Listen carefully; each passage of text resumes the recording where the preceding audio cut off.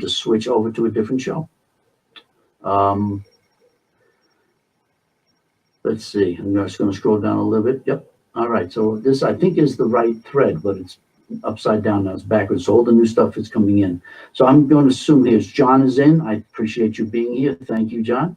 I'm going to go back up this way. Shane, yep, and Rita's not on. So there we go. Let's get going with this. Okay.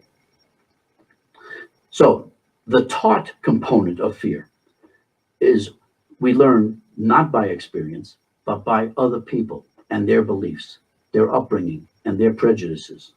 Now, cultural norms will dictate whether something should be feared or not. For example, Japanese citizens during World War II and Muslims in today's society. Think, for example, just about how certain social groups are feared and persecuted because of socially created impressions or purposely planted impressions that are presented to us as dangerous solely for the purpose of creating fear. Now, fear also has an imagined or a perceived component and can arise in the absence of anything even remotely frightening. Now, because our brains are so efficient at creating fear, we can create fear from stimulus that isn't even scary. And this is called conditioned fear. For example, the radio is on and the music is playing, and over the speakers comes the sound of an explosion or a lion, and boom, we get scared. There is no real rationality for the fear, but we get scared nonetheless. There's also an anticipatory anxiety where nothing is present or heard, yet we become frightened. We get scared because of what we imagine could possibly happen. And for example, on this one, we're home alone, sitting on the couch reading a book. We glance up at a window that's opposite us, and the thought comes to mind that someone, could come through the window and harm us. This is anticipatory anxiety. Now, neuroscientists claim that because of our ability to learn, think, and create fear in our minds, it is plausible that humans are the most fearful creatures on the planet. But this low-grade objectless fear can turn into chronic anxiety about nothing specific and become debilitating. Just checking again, bro, I'm not sure which one I'm in, so I'm assuming this is the right one. Okay, so because of a process called potentiation, when you are already in a heightened state of fear, anything the least bit scary will send you through the roof. Again, for example, you're watching a scary movie, and at the moment of high intensity, a feather from the pillow you're resting your head on tickles your neck. Well, this innocent feather will cause you to jump out of your skin, out of your seat, screaming hysterically in terror. This is the same situation when an airplane is hit by turbulence. And let's see, while flying, or when your boss, who has never done this before, unexpectedly calls you into the office. I'm going to refresh my computer here and see what happens. See if it brings it up and renews it. Apologize for the choppiness of it. Let's see if this is it. I'm going to pull this one up. Okay, so let's see what happens here. Okay, so now do I have a thread? Not on this one. There, now I can see the thread. Let's see what we've got here. All right, so we got, system crashed, okay.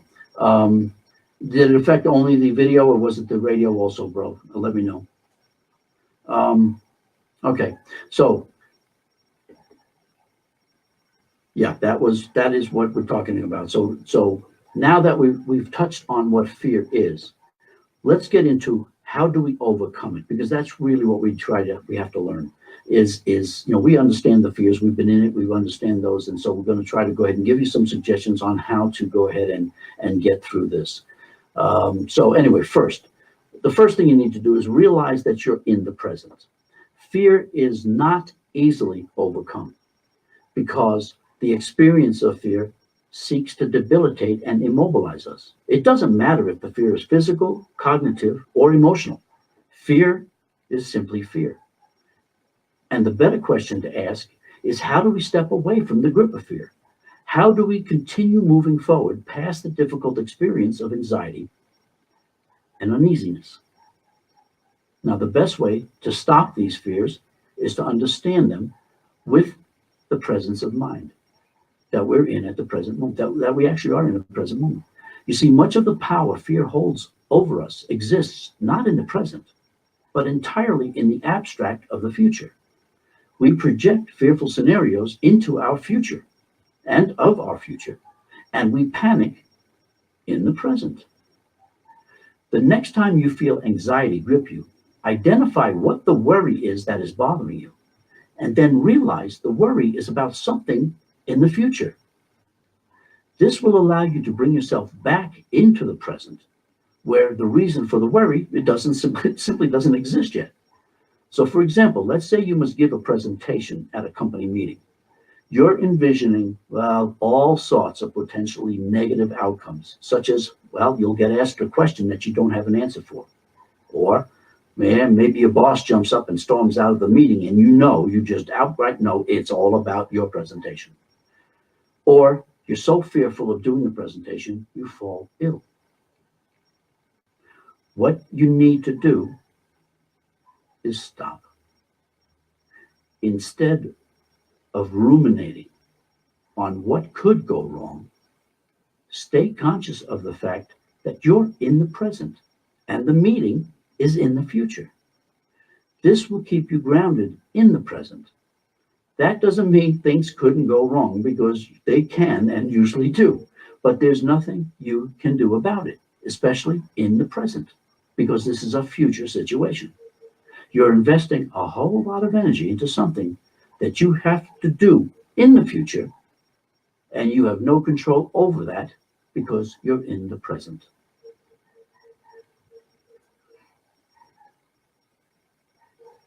Oh, hi, Janelle. How are you? Welcome aboard. Sorry about that. I'm just got into this different link, so I'm just checking things out here. Thank you. Shane says, in the future and out of your control sometimes. Yeah, pretty much. Let's see. Trying to see which way this goes. Okay, so the system crashed. Okay, so let's go in this way. Gotcha. All right. Now, you would be surprised how many of our anxious thoughts are focused on the future. Work to keep yourself grounded in the present. It's not easy, believe me, it's not easy, but it is effective. Now, I'm sitting here as the perfect example. What I'm doing right now, sitting in front of a microphone and a camera, knowing this is going out live over the airways where potentially millions of people could hear this, well, it is not quite within my comfort zone. So my discussions with Brian's about my concerns were met with, well, just do it, Nike. You're not going to die. You can't do anything about how people react to you. And you can only present your knowledge and let them decide whether you're worth listening to. So there's really nothing to fear, because the fear is of the future. And as we learned yesterday, our path to the future immediately becomes the now as soon as we take that step. So hats off to you, Brian. Thank you. I appreciate it. Second, be prepared. Fear can immobilize us, but it can also create a lot of nervous energy. Now, we can go from frozen to dealing with unbridled energy in a heartbeat, where sitting still and staying focused seems like nearly impossible. The way to combat this is to get busy. Specifically, do something that will help you prepare for or take care of the thing that you're worried about. So if you're nervous about your upcoming presentation, as I use this example, see what you can do now to prepare for it. Now, perhaps you could make arrangements to practice your presentation with someone, or focus on what you're going to wear for the presentation. These will provide you a vent to release this nervous energy and reduce the stresses. The better prepared you are, the more confident you'll be. You must also realize that completing the presentation will increase your confidence and reduce your anxiety, and is one great relief once it's over. So I can attest to all of that, believe me. So now, third, don't hold your fears inside. Share them with others, with those you trust. When we talk about fear, the fear that we have, We help alleviate the reasons for the fear. Sounding things out with a friend or a partner or a confidant helps you identify with your humaneness, and it will expose the issues that you're scared of. This is a great time to admit to the phobias or fears that we have and sharing them with others, because this allows us to stop carrying it around with us. We get to empty our gunny sack. Remember, everyone is afraid of something, and people can be quite receptive to helping others learn how to overcome their fear. Tell someone you trust and care for what you're afraid of. Giving the fear a name will help reduce the power it has over you. Fourth way to calm fears: acknowledge your fears, address your fears, and then say goodbye to your fears. Now, some like to say confront your fears, but to me, confrontation, when associated with a fearful situation, creates a fearlessness that can be dangerous. The reason for this is our ego doesn't want to admit it is scared and may force us to act in a manner that may not be appropriate or in our best interest. This is why I say acknowledge your fears, address your fears, and then say goodbye to your fears. So here's a scenario. Let's say we have a fear of lizards. Now, how do we get to the point of saying goodbye to our fear of lizards? Well, we could bring out the fearlessness and reach into that tank containing the lizard, thereby confronting our fear. But remember, confronting our fear is ego's way of hiding the fact that it's scared. And because we're arguing with our ego about the confrontation, that confrontation might cause us to move in a manner that frightens the lizard, and the lizard reacts by biting us, thereby, guess what? Reinforcing the fear. So perhaps we acknowledge our fear of the lizard by sitting in a room with a lizard in a secure tank. Then we progress to addressing our fear by sitting in the room with the lizard, but the lizard's now in the arms of a handler. Then we progress to perhaps touching the lizard. And finally, we can say goodbye to our fear of the lizard by holding the lizard. Now, progressing in this manner and taking small controlled actions, we get to acknowledge our fear and address our fear without embarrassing ego. With ego feeling secure, it releases its fear, and we get to say goodbye to it. Really simple. Fifth, purposeful breathing will control the effects of fear. Jump to the thread again. Hold on. Let me see. Let's see. Hi, Candace. And again, Paul, welcome. Paul, thank you for joining us. And Lee, hi, welcome back. I'm glad you were able to catch back in. As I mentioned at the beginning, there are symptoms of fear that manifest physically with our body and is the result of the effect fear has on our psyche. Our pulse quickens, our bodies shake, and we may have difficulty breathing. Now, one way to overcome the physical symptoms of fear is with purposeful breathing. At least that's what I call it. Some call it mindfulness breathing. Whatever you feel comfortable calling it, it's a powerful tool in overcoming the physical effects of fear. Keeping in mind, fear is rooted in the what, when, and the hows of the future. Purposeful breathing can pull us out of this future that doesn't exist yet, thereby keeping us rooted in the present. By staying in the present, we get to experience the fear without being consumed by it. It's like being in the same room with the lizard in that secure tank. By taking several purposeful breaths the next time we're under great stress, anxiety, or tension, we can lower our anxiety and reduce the physical symptoms associated with the fear. The process I recommend and use for myself is to consciously say, breathe in, breathe out, breathe in, breathe out, breathe in, breathe out,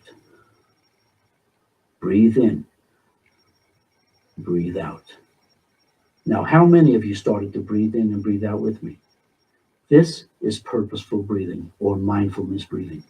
It focuses your attention on the breathing. And by focusing your attention on the breathing, you avert your attention away from the fear. This lessens the physiological induced physical symptoms of the fear, thereby avoiding the potentiation state that we talked about earlier. Hi, Candace, thank you. And Paul, hello, wave back at you. Hopefully Ireland is doing beautiful at this time of the evening. You're up late. Now, purposeful breathing allows us to observe the changes and sensations of the physical body, and these changes help us dilute some of the overwhelming power that they exert over us. For example, when we focus on the tightness in our chests, that makes it difficult for us to breathe. Purposeful breathing allows the chest to relax. We find our lungs feel freer, and we can expand more fully. When we listen to the racing pulse of our heart, purposeful breathing relaxes the body, calms the body down, and we can find our pulse begins to slow. Now, regardless of what physical sensation the body used to react to the fear, purposeful breathing creates the environment to reduce the sensations. And by paying attention to the physical sensations of fear, the power of fear over us is reduced. Hi, Dallas. Welcome back. I know we had a reboot, I think, so thank you for jumping in there again. I appreciate it. Okay, fear can be the most debilitating motivation or emotion that we deal with. Its physiological long-term effects lead to depression and hopelessness, and the physical effects can lead to many chronic illnesses associated with stress. And so before I get into it, because I have a few more minutes to get this done, and we're doing great on time, I just wanted to double check the thread again. And Jamie, thank you again for rejoining. And we'll find out from Wayne why this happened and how we're going to fix this in the future, so we don't have to keep losing the thread and then lose everybody that was on it in the past. So I will go ahead and do that. So understand that because all the chronic illnesses associated with stress are caused by fear, it isn't going to be surprising to you why we are caused to live in a world totally focused on fear. Why everything presented to us in the media is fear-based. Why politicians purposely surround their messages and present them with fear-based emotion. Why religious institutions constantly maintain a heightened fear-based ideology. Candace says, I find it interesting. People that can beat the lie detector with controlling breathing and the heart rate. Absolutely. It's just simply, it's being able to control your breathing. And Shane can do that. Shane is phenomenal with doing that. You should talk to him about that. Hi, Jamie. How are you, man? Well, he absolutely, with studying martial arts, he's able to control that really well, and it's pretty impressive. Now, the debilitating effects on the populace has increased health issues due to the sustained stresses induced by fear. Trust in each other can't exist if we're surrounded by fear. The embattlement we all face, arguing against hate and discrimination, fall on deaf ears because of what? Because of the fear imposed in every aspect of our lives. Think about this. It makes so much more sense of why it is every time you turn on the news, there's fear-based information going on. Why when you listen to a politician, everything has to be done because of a fear-based issue. Or why we have religious the institutions of so much fear in it because of lack of understanding.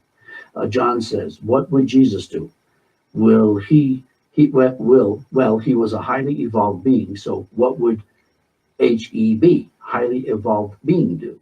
You know, John, and I think that's a great question because, you know, in looking at the time, you know, when Jesus walked the earth, I mean, it was a lot different then.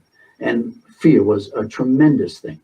And fear has been the part of humanity forever. And yet I still do not believe it's part of human nature. It's simply been interjected into us. And we deal with fear. We live in a very fearful way. You know, the whole concept of being able to not fear. Be compassionate. I mean, you got to really look and make a list of the reasons, and that was brought out in the very beginning. Write a list of what it is that we fear, because so long as we can put them down, then we can put a name to it, and we can get rid of some of this fear, and work through it and find out how we got the fear. But fear, the main big ones: fear of death, fear of pain, fear of losing what we own, our commodities, our stuff, our things, the crap we carry in our gunny sack. These are the things we're afraid of losing. Well, if you don't have a fear of death, there's not a lot people can hold over you. You can't be controlled that well. If you don't have a fear of losing your stuff, you don't have an emotional attachment to it, then nothing can be held against you. You don't suffer from those fears. And so, and the only way is, well, I'm not afraid of death. I'm just afraid of the way I die, because I don't want to die painfully. I want it to be quick. It really does matter in some aspects, and it doesn't matter in others. The bottom line is, we know where we go. Ultimately, we know where we go. And that is what the whole intention is. So fear placed into a bottle, which we have a couple of more minutes to do,